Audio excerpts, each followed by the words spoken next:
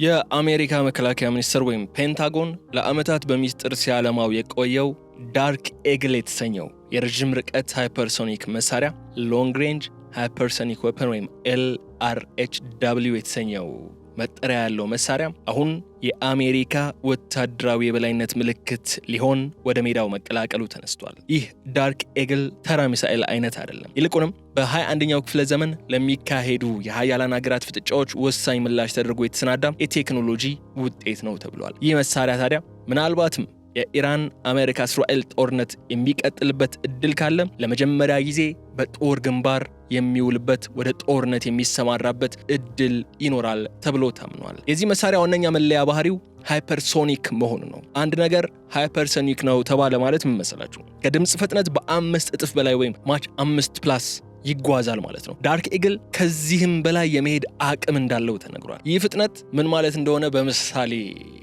ላሳያችሁ። አንድ ሚሳኤል ከአሜሪካ ተነስቶ በጥቂት ደቂቃዎች ውስጥ በአውሮፓ ወይም በእስያ የሚገኝ ኢላማን መምታት ይችላል ማለት ነው። ይህ ፍጥነት ደግሞ ማንኛውም ነባር የሚሳኤል መከላከያ ዘዴዎች ዋጋ ቢስ የሚያደርግ ነው። በአሁኑ ወቅት ያሉት የአየር መከላከያ ዘዴዎች የተነደፉት በተገመተ ኳስቲክ መስመር ላይ የሚጓዙ ወይም እዚህ ባሊስቲክ ሚሳኤሎች ምንላቸው መጠነኛ የሆነ ፍጥነት ያላቸው የሚሳኤል አይነቶችን ለመጥለፍ ነው። ይህ ዳርክ ኤግል የተሰኘው ሃይፐርሶኒክ ሚሳኤል ግን በሰዓት ከ3800 በላይ ማይል እየበረረ በተለዋዋጭ መንገድ የመጓዝ ብቃት ያለው ነው። የጠላት ራዳሮች መኖሩ እንኳን አረጋግጠው ምላሽ ለመስጠት ጊዜ አይኖራቸውም ተብሏል። አሜሪካ ይህንን መሳሪያ አሁን ላይ ይፋ ማድረጓ ደግሞ ከወቅቱ የጂኦፖለቲካ ሁኔታ ጋር ቀጥተኛ ግንኙነት እንዳለው ተነግሯል። በተለይ የዶናልድ ትራምፕ አስተዳደር ዳግም የአሜሪካን የፕሬዝዳንትነት መንበር ከተቆናጠጠ በኋላ ከዚህ ፕሮጀክት ጋር ተያይዞ ትልቅ እንቅስቃሴዎችን ሲያደርግ እንደነበር ተነስቷል። ትራምፕ በመጀመሪያው የፕሬዝዳንትነት ዘመናቸው ሱፐር ዱፐር ሚሳኤል በማለት የጠሩት ይህ ቴክኖሎጂ አሁን ላይ ለተግባራዊ ስምሪት ዝግጁ መሆኑ የአሜሪካን ተገዳዳሪዎች በተለይም ሩሲያ፣ ቻይናና ኢራን ክፉኛ የሚያስደነግጣቸው ጉዳይ ይሆናል ተብሏል። ሩሲያ በዩክሬን ጦርነት ላይ የሃይፐርሶኒክ ሚሳኤሎችን መጠቀም መጀመሯን ተከትሎ አሜሪካ ምላሽ ለመስጠት ይህንን ንስር በፈጠነ ዝግጅት ለጦር ሜዳ አሰማርተዋለች ነው የተባለው። ከቴክኒካዊ ዝርዝሩ በስተጀርባ ያለው ስልታዊ ጠቀሜታ ደግሞ ይህ ዳርክ ኤግል የተባለው ወይም ጥቁሩ ንስር የተሰኘው መሳሪያ በከባድ ተሽከርካሪዎች ላይ ተጭኖ ከቦታ ቦታ መዘዋወርን የሚችል መሆኑ ማለት ደግሞ ጠላት ሚሳኤሉ የት እንዳለ አውቀው አስቀድሞ ለማጥቃት እንዳይችል እድልን ይሰጧል። ሚሳኤሉ አንዴ ከተተኮሰ በኋላ ሁለት ዋና ዋና ክፍሎችን ነው የሚይዘው። የመጀመሪያው ግዙፍ ሮኬት ነው የሚይዘው፣ መሳሪያው ወደ ከባቢ አየር ጠርዝ ይዞት የሚወጣ። ከዚያ ደግሞ ሃይፐርሶኒክ ግላይድ ባዲ የተሰኘውና ኢላማውን የሚመታው ክፍል ይገነጠላል። ይህ ክፍል ደግሞ ሞተር የሌለው ቢሆንም እንኳን ባገኘው ግስጋሴ ወይም ሞመንተም በመታገዝ ወደ መሬት ቁልቁል እየተምዘገዘገ በከፍተኛ ፍጥነትን የሚጓዝ ነው። በዚህ ሂደት ውስጥ የሚሳኤሉ አካል እጅግ ከፍተኛ የሆነ ሙቀትን የመቋቋም አቅም እንዲኖረው ተደርጎም የተሰራ እንደሆነ ተገልጿል። በዚህ ላይ መገንዘብ ያለብን ነጥብ እንደሆነ ታውቃላችሁ፣ ዳርክ ኤግል ለአሜሪካ መከላከያ ሰራዊት ፈርስት ስትራይክ ካፓቢሊቲ ወይም የመጀመሪያ የማጥቃት አቅምን የሚሰጥ መሆን ነው። ይህ ማለት ማንኛውም ግጭት ከመጀመሩ በፊት አሜሪካ የጠላትን ወታደራዊ መመሪያ ማዕከላት፣ የራዳር ጣቢያዎችና የኒውክሌር ማከማቻዎችን በአይን ጥቅሻ ውስጥ የማውደም አቅምን የሚሰጣት ትልቅ መሳሪያ ሆኖ ነው የተወሰደው። ይህ ሁኔታ ደግሞ ዓለም አቀፉን የኃይል ሚዛን ወደ አዲስና ያልተጠበቀ አቅጣጫም እየመራው ይገኛል ተብሏል። አሜሪካ ይህንን መሳሪያ ወደ ጨዋታው ለማስገባት እየተፍጨረጨረች ያለችው ደግሞ አሜሪካ ልዕለ ኃያልነቷ ጥያቄ ውስጥ ወድቋል፣ በኢራን ላይ ደከም ብላ ታይታለች አሜሪካ እየተባለ በምትወቀስበት ሰዓት መሆን ደግሞ ሌላ ትልቅ ትርጉም እንዲሰጠው አድርጓል። ዛሬ በልዩ ጥንቅራችን የዚህ አስደናቂ ሚሳኤል እውነታዎችን እናነሳለን። የኢራን አሜሪካ እስራኤል ጦርነት በምን መልኩ ሊቀይር ይችላል? ምናልባትም አሜሪካ ይህንን መሳሪያ ወደ ጦርነቱ ለማስገባት የፈለገችው ኢራንን ለአንዴና ለመጨረሻ ጊዜ ከጨዋታ ውጭ ለማድረግም ሊሆን ይችላል ተብሎ ስለሚታመን እነዚህ ነጥቦች ነው በስፋት የምናነሳው። ስለዚህ አብራችሁ እንድትቆይ ጋብዛችኋለሁ። የገበያ ሚዲያን የዩቲዩብ ገጽ ሰብስክራይብ ማድረጋችሁ እንዳትዘነጉ፣ ቪዲዮን ላይክ አድርጉ፣ ሀሳብ አስተያየታችሁን ደግሞ በኮሜንት መስጫ ላይ አስቀምጡልኝ። ከተከታይ አጭር መሸጋገሪያ በኋላ ስመለስ በዝርዝር ጉዳዮች ነው የሚሆነው።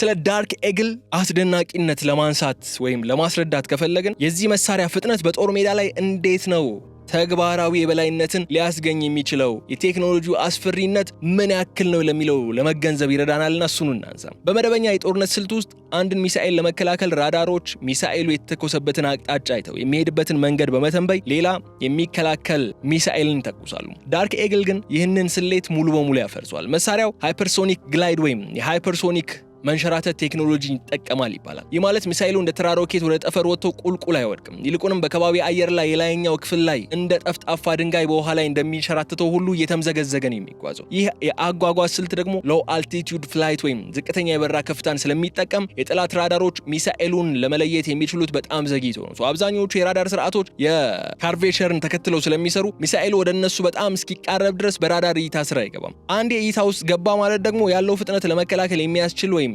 እድልን የሚሰጥ አይደለም። በሰዓት 6000 ኪሎ ሜትር በላይ የሚጓዝ አካል ለማቆም መሞከር በከፍተኛ ፍጥነት የሚጓዝን ጥይት በሌላ ጥይት ለመምታት ከመሞከር በላይ ከባድ ነው። የዳርክ ኤግል ቴክኖሎጂ ሌላኛው አስደናቂና አስፈሪ ገጽታ ደግሞ ምን መስላችሁ? የሙቀት መጠኑ ነው። ሚሳኤሉ በከባቢ አየር ውስጥ በዚያ ፍጥነት ሲጓዝ ከአየሩ ጋር በሚፈጥረው ግጭት ወይም ፍሪክሽን አካሉ እጅግ ከፍተኛ ሙቀት ውስጥ ይገባል። ይህ ሙቀት ወደ 2000 ዲግሪ ሴልሺየስ ሊጠጋ ይችላል። በዚህ ወቅት በሚሳኤሉ ዙሪያ ያለው አየር ወደ ፕላዝማነት ይቀየራል የሚለው ይህ የፕላዝማ ጋሻ ለሚሳኤሉ ተጨማሪ መከላከያ ሆኖ ያገለግላል። የፕላዝማ ሁኔታ የራዳር ሞገዶችን ስለሚመጥ ወይም ኦብዘርቭ ስለሚያደርግ ደግሞ ሚሳኤሉ በራዳር ላይ ድብቅ እንዲታይ አያደርገውም። ጨርሶ ፍጹም የተከለለ ሆኖ እንዲቀጥል የሚሰጠው ባህሪ እንዲላበስም ያደርገዋል። ይህ ከፍተኛ ሙቀት መቋቋም የሚችል ቁሳቁስ መገንባት ለአሜሪካ መሐንዲሶች ትልቁ ፈተና እንደነበርም ይነሳል። ሚሳኤሉ ሳይቀልጥ ወይም ሳይገነጠል ያንን ግፊት ተቋቁሞ ኢላማው ላይ እንዲደርስ ለማድረግ ልዩ የሆኑ የካርበን ውህዶች ጥቅም ላይ ስለመዋላቸው ይነሳል። ከዚህ በተጨማሪ ሚሳኤሉ በዚህ ፍጥነት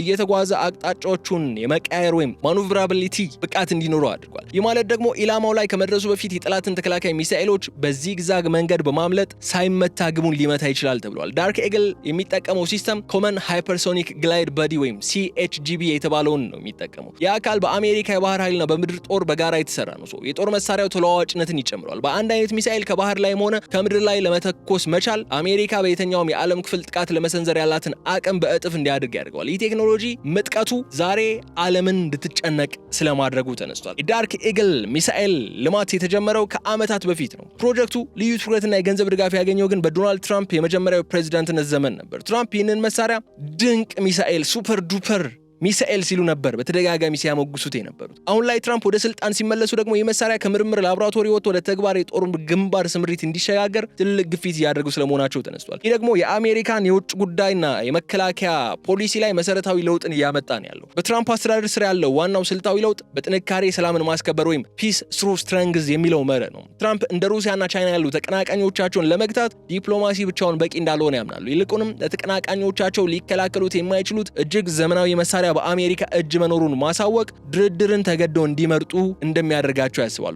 ይህ ዳርክ ኤግል በዚህ ስሌት ውስጥ ትልቁን ድርሻ የሚይዝ መሳሪያ ሆኗል። ሚሳኤሉ በደቂቃዎች ውስጥ የተኛውን የጠላት ኢላማ የማጥፋት አቅም አለው። ትራምፕ ደግሞ ይህንን እንደ ትልቅ የማስፈራሪያ አቅም ሊጠቀሙበት ይፈልጋሉ። ሌላው ልንረዳው የሚገባው ጉዳይ ደግሞ ትራምፕ ከዓለም አቀፍ የጦር መሳሪያ ቁጥጥር ስምምነቶች የመውጣት ዝንባሌም እንዳላቸው ነው። ለምሳሌ አሜሪካ ከመካከለኛ ርቀት የኒውክሌር ስምምነት ወይም INF ትሪቲ መውጣቷ እንደ ዳርክ ኤግል ያሉ መካከለኛ ርቀት ተወንጫፊ ሚሳኤሎችን ያለገደብ እንድታመርት በርን ይከፍትላታል። ይህ ውሳኔ ደግሞ አሜሪካን በሃይፐርሶኒክ እሽቅድድም ውስጥ ካለችበት መዘግየት አውጥቶ ቀዳሚነት ሚና እንዲኖራት ወይም እንድትወጣ ያስችላታል። ትራምፕ ይህንን ቴክኖሎጂ የአሜሪካን ኢኮኖሚና ወታደራዊ ኢንዱስትሪ ለማነቃቃት እንደ ትልቅ እድልም ነው የሚመለከቱ። በተጨማሪ ደግሞ የትራምፕ አስተዳደር ይህንን ሚሳኤል ቀድመ አውዳሚ የሆነ ጥቃትን ለማድረስ ልዩ አማራጭ አድርጎ ማየታቸው በዓለም አቀፍ ደረጃ ከፍተኛ ስጋት እንዲፈጠር አድርጓል። ከዚህ ቀደም አሜሪካ ጠላቶቿን ለማጥቃት ካልተሰነዘረባት በስተቀር ቀድማ አታጠቃም የሚል ያልተጻፈ መመሪያ ነበራት። ምንም እንኳን ይህንን መመሪያ ለተደጋጋሚ በኢራንም በቬንዙዌላም ስትተገብረው ብንመለከትም ማለት ነው። አሁን እንደነ ዳርክ ኤግል የመሳሰሉ መሳሪያዎች መያዟ ደግሞ አሜሪካ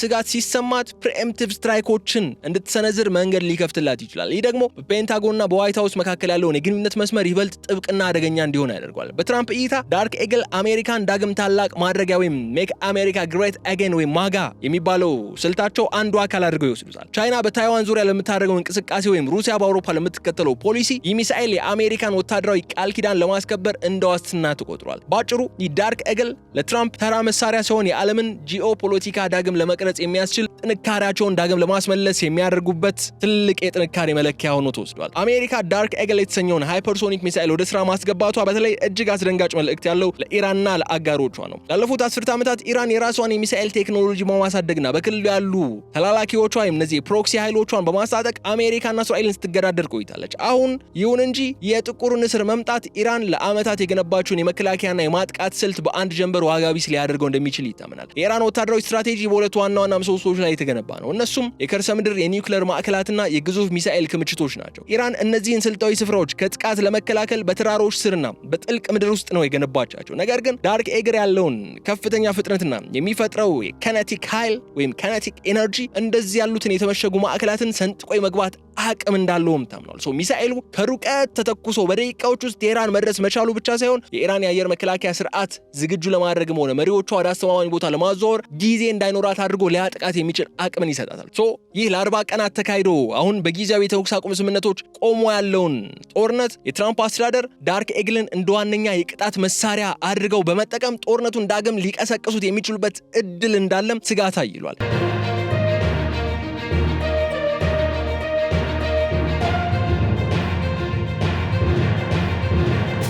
ይህ ሚሳኤል ተራ ፍንዳታ ብቻ አይደለም የሚፈጥረው። በከፍተኛ ፍጥነት ኢላማው ላይ ስለሚያርፍ የሚፈጥረው ንዝረትና ድንጋጤም የከርሰ ምድር ዋሻዎች ሙሉ በሙሉ ሊያወድም የሚችልበት አቅምም አለው ተብሎ ነው የሚታመነው። ይህ ደግሞ ኢራን የኒውክሌር ፕሮግራሟን ለመጠበቅ ያላትን ተስፋ እንዲጨልም ነው የሚያደርገው። ከዚህ በላይ ይህ ዳርክ ኤግል ስምሪቱ በክልሉ ያሉ የአሜሪካ አጋሮች በተለይም እስራኤልና የባህረ ሰላጤው አገራትም በራስ መተማመናቸው ከፍ እንዲል ያደርጋል። ባለፉት የ40 ቀናት ጦርነት እነዚህ አገራት ኢራን በደረሰችባቸው ጥቃቶች የራስ መተማመናቸው ዝቅ እንዲል ይሄ ቮልነራቢሊቲ እንዲሰማቸው አድርጎ ነበር። ለጥቃት የተጋለጡ ሀገራት እንደሆኑ እንዲሰማቸው አድርጎ ነበር። ኮንፊደንሳቸው ዝቅ እንዲል አድርጎ ነበር። አሁን ግን አሜሪካ መሰል ሚሳኤሎችን ይዛ ወደ ጦርነቱ ለመግባት ዳርዳር ማለቷ እነዚህ ሀገሮችም ትንሽ እፎይታ እንዲሰማቸው የሚያደርግ ነው። እስራኤል ከኢራን የሚሰነዝርባትን ማንኛውም መጠነ ሰፊ ጥቃት ለመከላከል አሜሪካ ይህንን የሃይፐርሶኒክ ሚሳኤል ጥቅም ላይ እንደምታውል ተስፋን ታደርጋለች። ይህ ደግሞ ኢራን ቀደም ሲል ተጠቀምባቸው የነበሩትን የማስፈራሪያ መንገዶች ውድቅ እንዲሆኑ ነው የሚያደርገው። ቴህራን አሁን ላይ አጣብቂኝ ውስጥ ትገኛለች የሚባለውም ለዚህ ነው። ወይ የራሷን ሃይፐርሶኒክ መሳሪያዎች በአስቸኳይ ወደ ጦርነቱ ማስገባት አለባት፣ ካልሆነ ደግሞ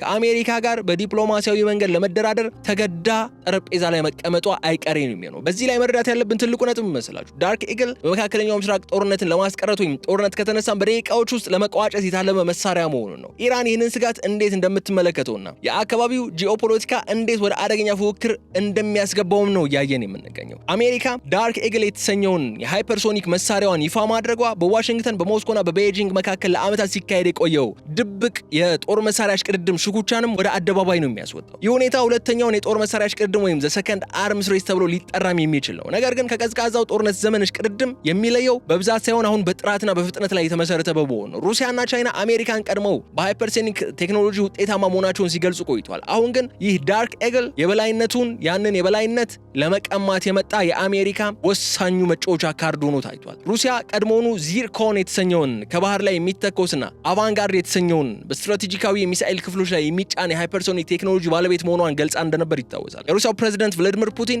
እነዚህ መሳሪያዎች የማይበገሩ እንደሆኑ በተደጋጋሚ ሲናገሩ ቆይተዋል። አሜሪካ ግን ዳርክ ኤግልን በማምጣት የሩሲያን የበላይነት ጥያቄ ውስጥ ነው እየከተተች ያለችው። በተለይ ሚሳኤሉ በአውሮፓ ምድር ላይ ከተሰማራ ሞስኮን ለማጥቃት በጣም ምቹ ሁኔታን የሚፈጥረው። ይህ ደግሞ ሩሲያ ተጨማሪ በጀት ለጦር መሳሪያ እንድትመድብና አዳዲስ የመከላከያ ዘዴዎችን እንድትፈልግ ነው የሚያስገዳት። በሌላ በኩል ቻይና ይህንን ጉዳይ በከፍተኛ ጥንቃቄና ስጋት ነው እየተመለከተችው የምትገኘው። ቻይና DF-17 የተሰኘ ሃይፐርሶኒክ ሚሳኤል ያላት ሀገር ነች። ይህ መሳሪያ በተለይ በአካባቢው ያሉ የአሜሪካን የአውሮፕላን ተሸካሚ መርከቦች ወይም ኤርክራፍት ካሪየሮች ለማጥቃት በሚል የተዘጋጀ እንደሆነ ይነሳል። ሆኖም ግን ዳርክ ኤግል እስከ 1725 ማይል ወይም 2775 ኪሎ ሜትር የመጓዝ አቅም ያለው በመሆኑ አሜሪካ ከጓም ወይም ከሌሎች የፓሲፊክ ደሴቶች ሆና የቻይናን ዋና ምድር የመምታት አቅም ይሰጣታል። ይህ ደግሞ በታይዋን ጉዳይ ላይ ቻይና ያላትን ወታደራዊ አማራጮችን ደግማ እንድታስባቸው የሚያስገዳት ነው። ይህ ሶስትዮሽ እሽቅድድም ደግሞ ስትራቴጂካዊ መረጋጋት ወይም ስትራቴጂክ ስታቢሊቲ እንዳይኖር ስጋትን ፈጥሯል። ቀደም ሲል የነበሩት የኒኩሌር ሚሳኤሎች ለመድረስ ከ20 እስከ 30 ደቂቃ የሚወስዱ ነበሩ። አሁን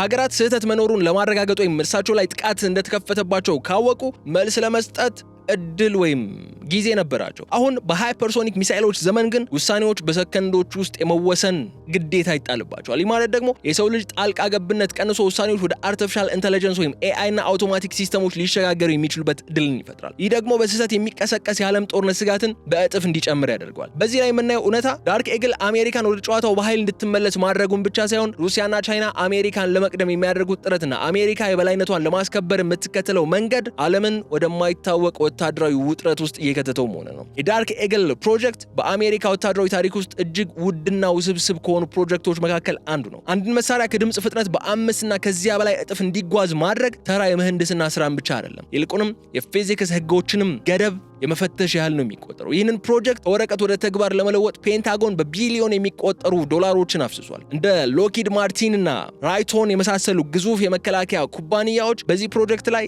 ሌትና ቀን ሲሰሩ እንደቆዩ መረጃዎች ወጥቷል።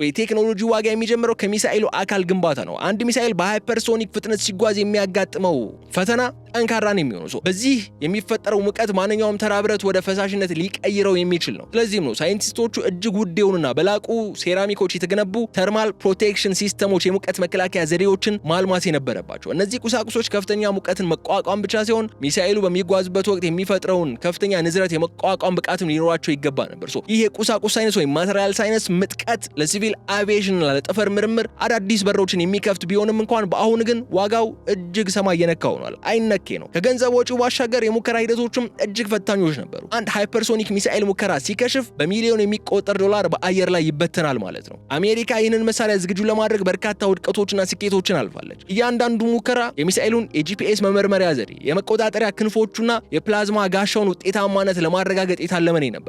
በተለይ በሚሳኤሉ ዙሪያ የሚፈጠረውን የፕላዝማ ደመና ወይም ክምችት የሬዲዮ ሞገዶችን ስለሚጋርድ ከሚሳኤሉ ጋር ያለውን ግንኙነት ሳይቋረጥ ለመቀጠል የተረቀቀው የኮሙኒኬሽን ቴክኖሎጂ የፕሮጀክቱን ዋጋ እጅግ ከፍ እንዲል አድርጎታል ነው የተባለው። በትራምፕ አስተዳደር ስር ይህ ከፍተኛ ወጪ ለብሔራዊ ደህንነት የሚከፈል አስፈላጊ ዋጋ ተደርጎ ነው የሚወሰደው። ተቺዎች ግን ገንዘቡ ሌሎች ማህበራዊ አገልግሎቶች ሊውል ይችል የነበረ ነው ቢሉም ወታደራዊ ባለሙያዎች ግን አሜሪካ በዚህ ቴክኖሎጂ ወደ ኋላ ከቀረች የምታጣው ጥቅም ኦፖርቹኒቲ ኮስት ከገንዘቡ በላይ እንደሆነ ይከራከራሉ። ይህ መሳሪያ አሜሪካን የጦር ሜዳ ላይ የበላይ ከማድረጉም በላይ በዓለም አቀፍ ደረጃ ያላትን የቴክኖሎጂ አውራነትም ዳግም የምታረጋግጥበት እድል ተደርጎ ተወስዷል። በዚህ ላይ ማንሳት ያለብን ወይ መረዳት ያለብን ጉዳይ መሰላችሁ ዳርክ ኤግል የገንዘብና የእውቀት ጥረት ውጤት መሆኑ ነው። ይህ የቢሊዮን ዶላር ኢንቨስትመንት አሜሪካን ወደ አዲሱ የጦርነት ዘመን በልበ ሙሉነት እንድትገባ የሚያደርጋት መሆኑም መገንዘብ እንችላለን። የዳርክ ኤግል ፕሮጀክት ስኬቱ አሜሪካን ወደ አዲስ ወታደራዊ ምዕራፍ ከማሸጋገሩም ባለፈ የዓለምን የዲፕሎማሲ አካሄድ ለዘላለም ሊቀይረው ይችላል ተብሎም ታምኗል። ባለፉት ከዚህ ቀደም እንዳነሳ ነው ይህ መሳሪያ ፍጥነትንና ቴክኖሎጂን በመጠቀም ማንኛውም ነባር መከላከያ ስርዓት ሰብሮ የመግባት አቅም አለው። አሁን የምንገኝበት የታሪክ ምዕራፍ ደግሞ ይህ አቅም በሰላምና በጦርነት መካከል ያለውን ቀጭን መስመር እንዴት እንደሚፈትነው የምናይበት ይሆናል። ወደፊት በሚኖሩ የጂኦፖለቲካ ውይይቶች ላይ ዳርክ ኤግል እንደ ትልቅ የድርድር ካርድ ሆኖ የሚያገለግለው አንድ አገር ከአሜሪካ ጋር ወደ ግጭት ከመግባቷ በፊት በ5 እና በ10 ደቂቃዎች ውስጥ ስልታዊ ማዕከላቷ ሊወድሙ እንደሚችሉ ማወቋ ለድርድር ተገዳ እንድትቀመጥ የሚያስገድዳት ሊሆን ይችላል። ይህ የሰከንዶች ዲፕሎማሲ ተብሎም ሊጠራ የሚችል ነው። ቀደም ሲል ለሳምንታት ወይም ለወራት የሚቆዩ ዲፕሎማሲያዊ ጥረቶች አሁን ላይ በሃይፐርሶኒክ መሳሪያዎች ስጋት ምክንያት ብቻ እጅግ አጭርና ውጥረት የነገሰባቸው ሊሆኑ የሚችሉበት እድልም ነው የሚፈጥረው። ይህ ማለት ደግሞ የሀያላን ሀገራት መሪዎች ስህተት የመስራት እድላቸው እየቀነሰ መጥቷል ማለት ነው። የዶናልድ ትራምፕ አስተዳደር ይህንን መሳሪያ ሰላም ማስከበር አድርጎ ቢመለከተውም እንኳን በሌላ በኩል ግን አደገኛ የጦር መሳሪያ እሽቅድድም ማስነሳቱም ማይቀሪ ነው። ሩሲያና ቻይና የአሜሪካን ዳርክ ኤግል ለመመከት የራሳቸውን ሃይፐርሶኒክ መከላከያ ዘዴዎችን ወይም የላቁ አውቶማቲክ የጥቃት መሳሪያዎችን ማልማታቸው መቀጠላቸው አይቀርም። ይህ ሁኔታ ደግሞ ዓለምን ባላንስ ኦፍ ቴረር ወደ ተባለ አዲስ ቀዝቃዛ ጦርነት ውስጥ ሊከታት እንዳይችል ተዘግቷል። የጦር መሳሪያ ቁጥጥር ስምምነቶች በሌሉበት በዚህ ዘመን የቴክኖሎጂ ምጥቀት ከዓለም አቀፍ ህጎች ቀድሞ መገስገሱ የሰውን ልጅ ደህንነትም ስጋት ላይ ይጥለዋል። በተጨማሪም የዳርክ ኤግል ቴክኖሎጂ ወደፊት ወደ ሲቪል ዘርፍ የመሸጋገር እድልም እንዳለው ይታመናል። በሃይፐርሶኒክ ፍጥነት የሚጓዙ የመንገደኞች አይሮፕላኖች ከኒውዮርክ ለንደን በ2 ሰዓት ውስጥ እንዲደርሱ የሚያስችል መንገድን ሊከፍት እድልን ያመቻቻል። ሆኖም ግን ይህ ተስፋ ሊሳካ የሚችለው አገራት ይህንን ቴክኖሎጂ ለጥፋት ሳይሆን ለልማት ለመጠቀም መስማማት ሲችሉ ብቻ እንደሆነ ግልጽ ነው። ለጊዜው ግን ዳርክ ኤግል የሰላም መልእክተኛ ሳይሆን የኃይል መገለጫ ሆኖ ከአሜሪካ ካዝና ወጥቷል። ልዩ ጥንቅራችንን ስናጠቃልለው ግን ዳርክ ኤግል አሜሪካ በዓለም መድረክ ያላትን የበላይነት ለማረጋገጥ የያዘችው ዘመናዊ ዱላ ነው ቢባል ማጋነን አይሆንም። ይህ ቴክኖሎጂ ጦርነትን ይገታል ወይስ ይቀሰቅሳል የሚለው ጥያቄ ግን ምላሹ የሚገኘው በሚቀጥሉት ዓመታት በሚኖሩ የፖለቲካ ውሳኔዎች ላይ ብቻ ነው። የሰው ልጅ በፈጠረው የቴክኖሎጂ ምጥቀት ራሱን ከአደጋ የመጠበቅ ወይስ ወደ ጥፋት የመምራት ምርጫ ከፊቱ ተደቅኗል። ይህ ዳርክ ኤግል ግን ክንፉን ዘርግቶ መዳረሻው የት እንደሚሆን ሳይታወቅ አሁን ወደ ጨዋታው ሊገባ ይችላል ተብሎ ተሰግቷል። ምናልባት ይህ መሳሪያ የአሜሪካና የኢራን ንግግሮች በሰላም የሚቋጩበት እድል ካልተበጀ ለመጀመሪያ ጊዜ በኢራን ምድር ሊሞክር የሚችልበት እድል ስለመኖሩ መረጃዎቹ ያሳያሉ በማለት የዕለቱን የልዩ ጥንቅር ቆይታችን እዚህ ላይ ለመቋጨት እንገደዳለን። የተከበራችሁ የገበያ ሚዲያ ተከታታዮቻችን አብራችሁን ስለቆያችሁ እጅግ አድርጌ አመሰግናችኋለሁ። በቀጣይ በሌላ ጉዳይ መልሰን እስክንገናኝ ድረስ በቸር እንድትቆዩልኝ ጋብዛችኋለሁ። በድጋሜ የገበያ ሚዲያን የዩቲዩብ ገጽ ሰብስክራይብ አድርጉ፣ ቪዲዮውን ላይክ አድርጉ፣ ሐሳብ አስተያየታችሁንም በኮሜንት መስጫው ላይ አስቀምጡልኝ። ሰላም።